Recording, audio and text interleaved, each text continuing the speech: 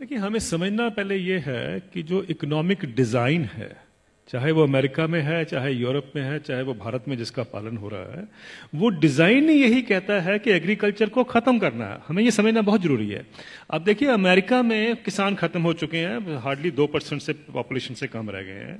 Europe में हर minute में एक किसान खेती छोड़कर जा रहा है, और भारत में और चाइना में या डेवलपिंग कंट्रीज में अब सारा जोर है। अभी आपको याद होगा, रघुराम राजन साहब भी खुद कहते थे कि सबसे बड़ा रिफॉर्म भारत में तब होगा जब हम खेती से लोगों को निकालकर शहर में ला सकते हैं, क्योंकि शहर में दिहाड़ी मजदूर की जरूरत है।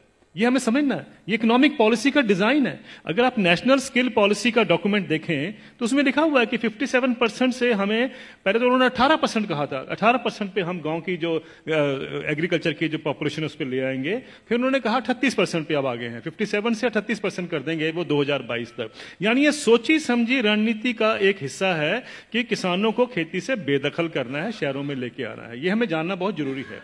जब हम ये जान जाते हैं तो उसके लिए जो पूरा इकोनॉमिक ढांचा बनाया जाता है। अब जैसे बताया आपने पहले कि देखिए क्राइसिस है, इतने सालों से किसान को इनकम नहीं मिल रही है। जब हम दूसरे सेक्शन को देखते हैं, मैं इसका एक उदाहरण देता हूं सिंपल सा। 1970 में गेहूं का दाम 76 रुपए प्रति क्विंटल था, जो 2015 यानी 45 साल के बाद बढ़कर 1450 रुपए प्रति क्विंटल हो गया 2015 में।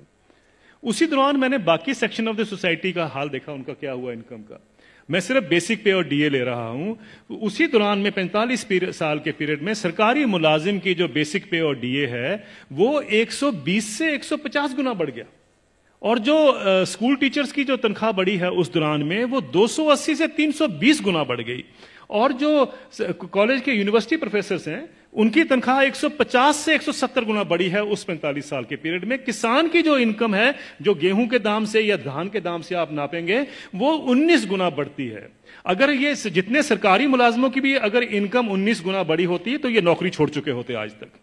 प्रॉब्लम यह है कि किसान का हक क्या बनता है। अगर हम 45 साल के बाद जब उसको 1450 रुपए मिले थे, अगर मैं 100 गुना भी उसकी इनकम बाकी इनकम पैरिटी के नॉर्म से चलता हूं, तो उनकी इनकम जो है या उनका मिनिमम सपोर्ट प्राइस जो है वो 7600 रुपए प्रति क्विंटल बनता था। ये उनका हक है। 7600 रुपए क्विंटल बनता था, उनको मिला 1450 रुपए। फिर ये कहा जाता साहब ये पैसा कहां से आएगा। कभी आपने पूछा जब कॉर्पोरेट को पैसा दिया जाता है कहां से आएगा? कभी आपने पूछा 7वां वेतन आयोग का पैसा कहां से आएगा? 7वां वेतन आयोग जब सारे देश में फैलाया जाएगा, अभी तो सिर्फ सेंट्रल गवर्नमेंट का है, तो क्रेडिट स्विस बैंक की स्टडी कहती है 4,80,000 करोड़ रुपए हर साल एडिशनल खर्चा होगा। किसी ने नहीं पूछा कि पैसा कहां से आएगा, किसी ने नहीं कहा कि फिस्कल डेफिसिट बढ़ जाएगा। आप किसान को 2 लाख रुपए दे दीजिए, 2 लाख करोड़ रुपए अनाउंस कर दीजिए साल का देंगे, हाहाकार मच जाएगा इस देश में। अरे ये पैसा व्यर्थ जा रहा है, ये लोग डिजर्व नहीं करते हैं, ये सारा कुछ होगा, फिस्कल डेफिसिट बढ़ जाएगा। लेकिन इंप्लॉइज के लिए किसी ने कहा फिस्कल डेफिसिट बढ़ जाएगा? ये सारी इकोनॉमिक नीतियां हमें जानने की जरूरत है। ये किस तरीके से डिजाइन बनाया गया है कि किसान को हम गरीब का गरीब ही रखें, और ये पॉलिसी कितने दशकों से चलती आ रही है, सब सरकारें इसमें सम्मिलित हैं। अब आपका जो सवाल था कि ये क्या कारण है, इसका कोई बीच का रास्ता भी हो सकता है। बीच का रास्ता हम क्या ढूंढते हैं, मुझे एक छोटी सी बात बता दीजिए। जब आपका इनकम मिलती है, 7वां वेतन आयोग मिलता है या किसी को भी अपनी इनकम मिलती है, तो क्या कभी किसी ने सोचा है कभी किसान को कभी हाउस रेंट मिला हो, कभी एजुकेशन रेंट मिला हो, कभी हेल्थ अलाउंस मिला हो, कभी बच्चों के लिए मेडिकल अलाउंस मिला हो? किसानों को क्यों, ये क्या किसान नहीं क्या इस सोसाइटी में रहते हैं? सुप्रीम कोर्ट के जो ऑफिसर्स हैं उनको 21,000 रुपए कपड़ा धोने के लिए मिलता है हर साल का।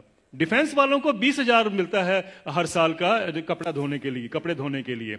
और वो लड़ाई कर रहे हैं आजकल, डिफेंस वाले कह रहे हैं कि साहब सुप्रीम कोर्ट वालों को ज्यादा क्यों मिलता है, हम तो बॉर्डर पे रहते हैं। मेरा यह सवाल है, क्या किसान के पास कपड़े नहीं होते धोने को? कभी आपने सुना है कि किसान के कपड़े के लिए 20,000 रुपए भी कभी उसमें ऐड किया गया हो? मिनिमम सपोर्ट प्राइस में क्या करते हैं हम, जो उसकी लागत लगती है और फैमिली लेबर जो लगती है उसको जोड़ लेते हैं, बस यही। और अभी तो एम्प्लॉइज के लिए 108 अलाउंसेस भी होते हैं। अभी तो तनख्वाह और डीए के बाद 108 अलाउंस मिलते हैं। जिस भी सज्जन को 108 अलाउंस मिलते हैं उसको तनख्वाह की क्या जरूरत है, मुझे ये बता दीजिए। लेकिन अगर मिलते हैं तो मैं ये नहीं कहता कि नहीं मिलने चाहिए, लेकिन क्या किसान ने क्या गलत किया है कि उसको नहीं मिलते हैं?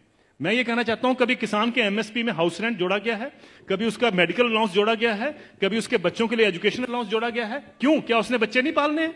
हम ये क्यों मान के चलते हैं कि किसान तो हमारे देश के ऊपर बोझ है, इसके ऊपर हम दान कर रहे हैं? आप दान नहीं कर रहे हैं, आप उसको एक्सप्लॉइट कर रहे हैं, आप किसान को निचोड़ रहे हैं और उसी के साथ आपकी अर्थव्यवस्था चलती है। यह अर्थव्यवस्था के जब तक हम ढांचे को नहीं देखेंगे, हमें समझ नहीं आएगा कि किसान को मार इतने सालों से क्यों पड़ रही है। क्या